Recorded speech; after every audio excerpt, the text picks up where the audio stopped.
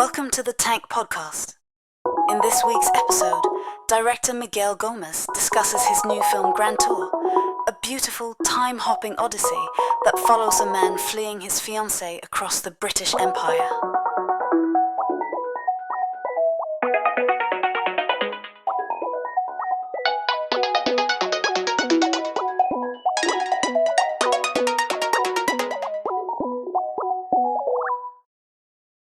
So Grand Tour was in some ways made in three separate stages. So you had your initial Grand Tour of Asia to shoot your own footage, and then the scenes with Edward and Molly were shot on a soundstage, and then more footage shot remotely during the COVID period. How did that? Almost got it right because in the middle, 2020 was the first trip, Mhm. and 2022 was the shooting, the remote shooting. Okay. 2023 was the last thing we shot was the studio. Like, how did that kind of separation between time, space, and production inform how the narrative unfolded? Well, we had always planned to have the two shootings, very different kinds of shooting, in different moments. So we had decided to do the trip and so do our, archive, what we call our journey archive, before even writing. So this was always planned, and then we would have like the whole period of financing the film. But because of the pandemic, we could not finish this journey, so we had to wait until it was time to shoot in China. It was the part of our journey that we could not do it in 2020, and we waited 2 years till the moment we decided, okay, let's shoot remotely because we are not getting even close to enter the border of China. So let's do this in another way. And so in part it was part of the process. In part it was, because of external factor reasons, because of the COVID that create a third shooting, Mhm. the Chinese one. But we knew from the start that it would be a long process, and it's not the first time it happens this way in my films. I guess in my films, it's not only the story or the characters or the initial things you have to start to develop a film. In the case of my films, it's important to create like a process of doing the film, and this process is always different. And normally, it's a long process. Was there a particular image that you caught which felt consequential or like a turning point in the development of the film? No, because in fact, what we knew is that we would do this itinerary. We had the itinerary completely fixed. We researched these regions that we would go, what we could shoot. Some of these things ended up in the film, some others didn't appear in the film.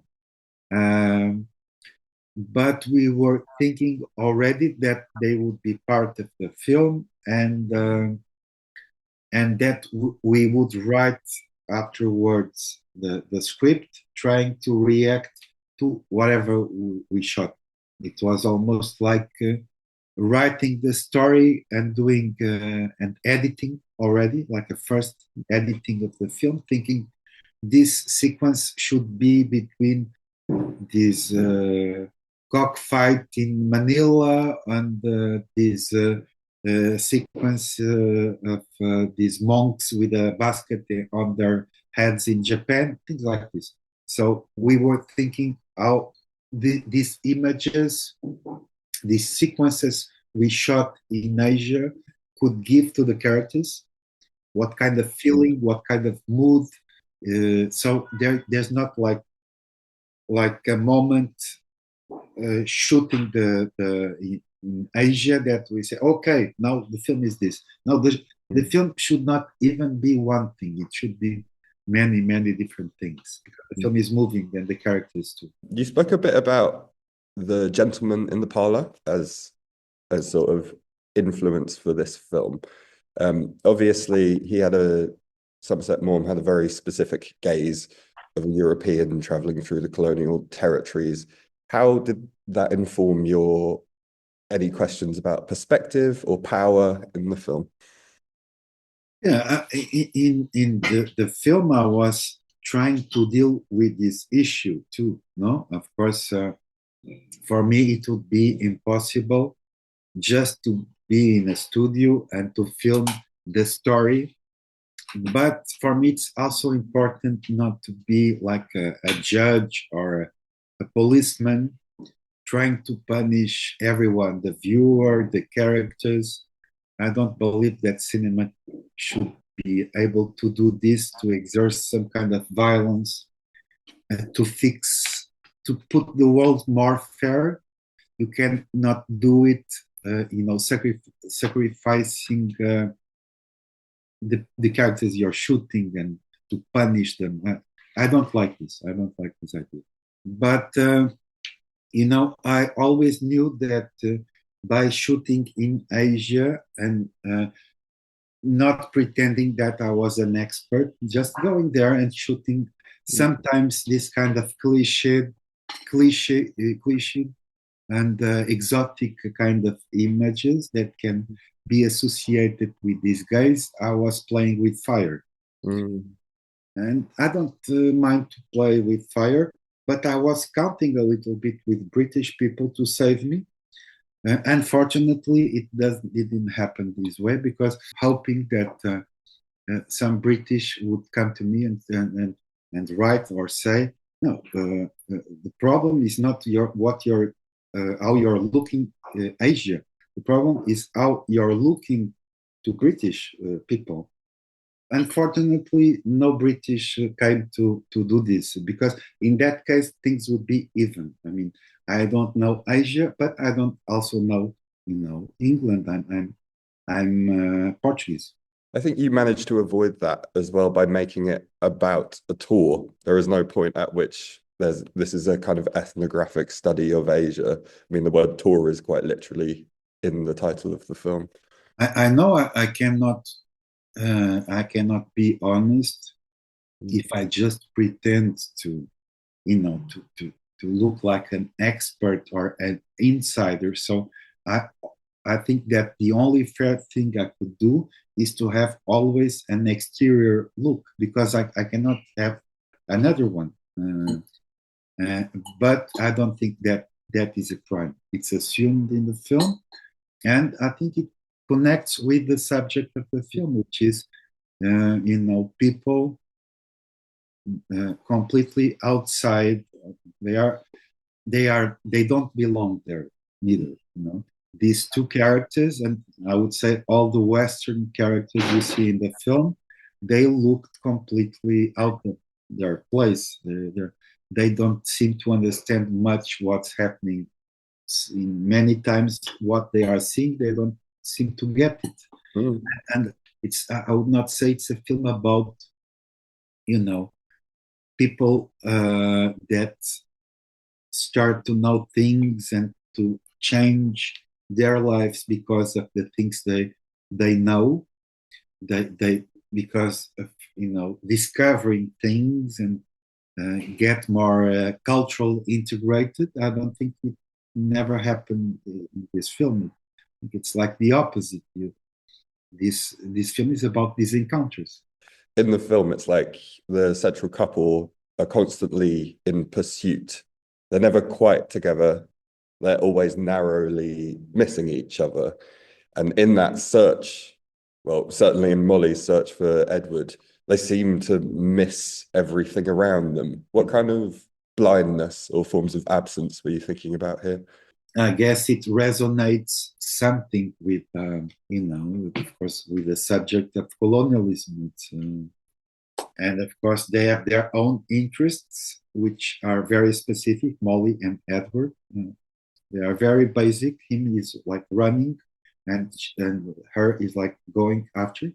And when people are very obsessed with something from their personal lives, I guess they will have less space to, to integrate, to be concerned with other kind of things.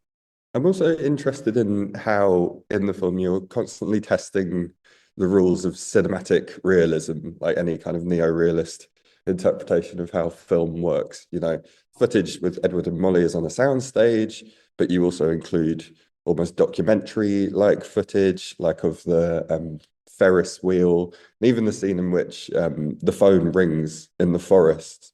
All of these disjunctions feel quite deliberate.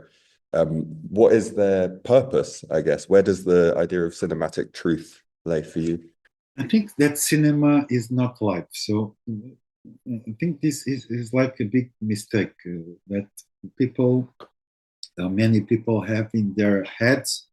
And it was not like this in the history of cinema. I think cinema, there was moments in the history of cinema that cinema was very a parallel world with its own rules, and it was not this idea of being immersed and forget that we are watching a film, being immersed in like an impression of reality, because I think everyone knows that they are inside a theater or watching a film.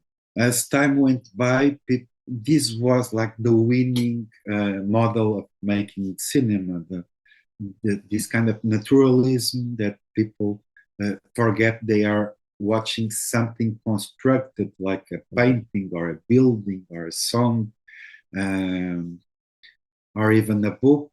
It's an art form that is designed in an artificial way to talk about life, but does not pretend to be life itself. I think it's a pity that that in so many films we are just playing this kind of poor thing, which is let's try to convince that we are watching something real. So I don't have any. I search it, and in the case of the mix between the images of the present and the studio images that uh, have a very artificial Asia from 1918 that doesn't look like the real one. It looks like how cinema shot Asia in the past. Mm. So we're dealing with this representation of Asia, but we also would want to have Asia for real. So we were mixing them and hoping that not trying to hide it. So we did not pretend that the sequences in the present would have like anachronic elements that would not match with the action of the time where the characters were living in 1918. And so we wanted to have this and to see what reality, what the present would give to the past, and what the characters and the story that we're seeing would affect the things we're seeing in the present. Mm. So it's like like contamination for both sides, to see how one thing changed the other constantly, doing all these transitions between these two different things, times and reality and fiction. And there's a repeated image or set of images throughout the film of puppet theatres, which itself is a kind of pre-cinema ancestor, a kind of make-believe. What drew you to the puppet aesthetic? I think that cinema comes from there, comes from this puppets is like pre-cinema, and it's very obvious in one of the form of puppet shows we shot in the south of Thailand, which is shadow puppets. Shadow puppets. You see the puppeteer, the puppet master is behind a screen and is doing manipulating the puppets, and so you don't even see the puppets. You see the projection that the shadow of the puppet um, on the other side of the screen. So you are watching like a screen with characters and just like in cinema. Um, and so we wanted to have these the our puppets. Our puppets, they are British. They're called Edward and Molly, though they speak in Portuguese. But you also have the puppets, the real puppets, not from cinema, but from puppet shows through this in different ways in different kinds of shows, puppet shows in different countries in Asia. You see in this kind of puppet shows, there it's like popular fiction, art form fiction, imaginary from these countries, and so I was also glad to have them and try to connect them with our own puppets, the puppets of cinema. Mm, mm.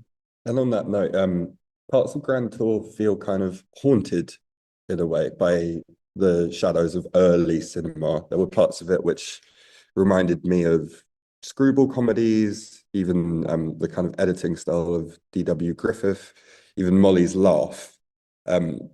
What appeals to you about early cinema beyond this capacity for transformation and make believe? Well, I like cinema. I love cinema. I in Lisbon, where I live, we have a very classical and very good, very well programmed cinematheque here, and so I have the opportunity to go there and see films from silent films to, I mean, many different films from many different times of cinema. And for me, cinema is all of this, is all of this. So it's not like I have a preference for, let's say, classical cinema or silent films, but I also love them. And cinema now is getting a little bit older. So now it start to be, like an old guy, because not so old if you compare it to literature or to, painting or something like this. It's different than, for instance, what you had in the 50s. It's of course very different from the time Hollywood was doing screwball comedies, but we have all the memory of this. And it's true that, the laugh of Molly, for me, in the screwball comedies, they, men and women would laugh in very strange way. I know it's impossible to come back, and I don't think it's even good to try it, but let's integrate certain elements without pretending that, I'm a Hollywood director in the 30s or in the 40s. I am not. So I cannot do the films like this. And these films were made like this because of a certain social context, economical context, and now it's a different time. But we have the memory of all of this. So I don't want to renounce to all of these possibilities of cinema. I just want to try to create something with this memory, but also with our time. You worked with three cinematographers across different continents. How did each of their contributions shape the visual language of the film? Did you encourage them to bring their own sensibilities, or were you trying to maintain a unified style?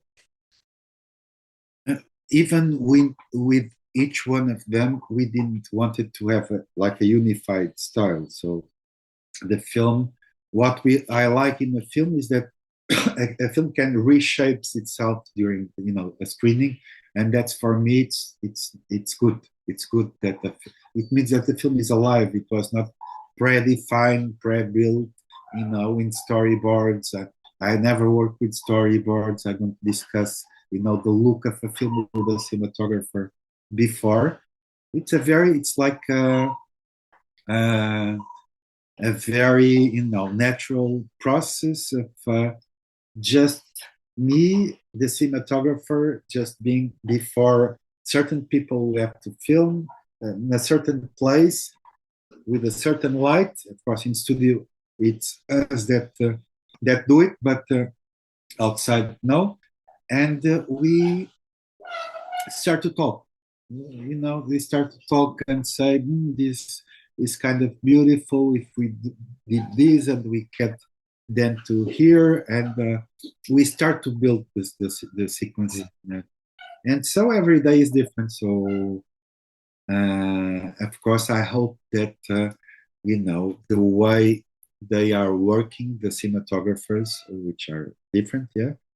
I hope they bring their own sensibility, and it's doing films is like negotiating. You if you're a bad negotiator if you don't give space to the others.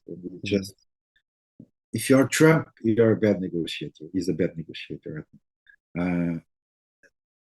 But you're also a bad negotiator if you just accept everything. You wake up, you go to the set, and you start to negotiate, knowing that the film will be better if you get things from people, and you don't resign to give also things from your own to the film.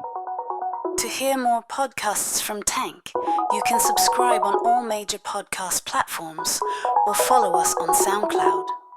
The theme music for this podcast is by Himera.